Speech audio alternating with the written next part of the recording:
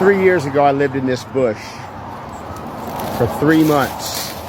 And on June 15th of 2019, I did this walk for the last time. As I walked out of this bush, and I went up these wooden stairs right here to an AA meeting. And I did that for 3 months. And I went to AA in the morning, and I would take the 9 bus to Santa Monica and walk to the U-Haul and day labor. For 3 weeks out of that 3 months, I got off that couch at 6 a.m. and I took a bus to a train to another bus to the social services work program on La Cienega Boulevard. I got one shitty job for $13 an hour to another, but I kept telling myself I'm going to make this job the best job in the world, and one good job is going to beget me another, and that's what happened.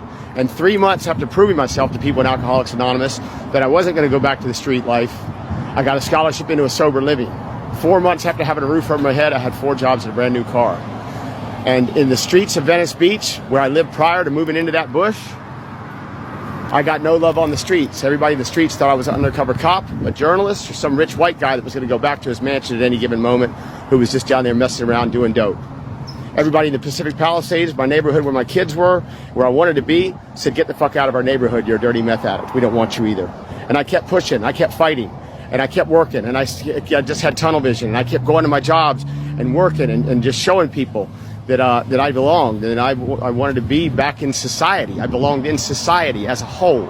And I kept pushing and I kept fighting, and here I am today, and this is my 3-year anniversary of getting out of that bush and doing that walk every day up those stairs on the way to the bus stop to go day labor at U-Haul to change my life. And the moral of the story is put the drugs down and be willing to work, and you can change your life. It doesn't matter who you are, because I was getting hit from all sides. I was getting no love from anyone.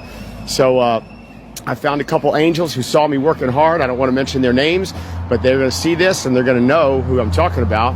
And most people will know who I'm talking about, but I don't want to out their names. And, you know, I like to keep that anonymous, but there it is right there. And that was 3 years ago today. I left that situation, and I was willing to put the pipe down and work. And have I been perfect about being sober when I got out of that bush initially? Absolutely not. I had a handful of times where I ended up in Venice Beach because I was initially down there to show everybody down there what I'd done or to help them.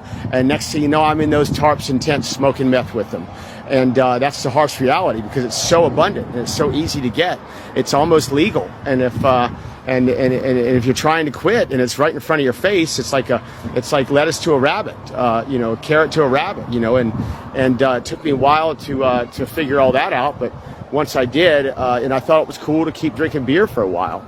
And, not too long ago, I quit drinking beers because that would take my head into the same place that it went where the drugs and the homelessness were, and PTSD would all be drummed up.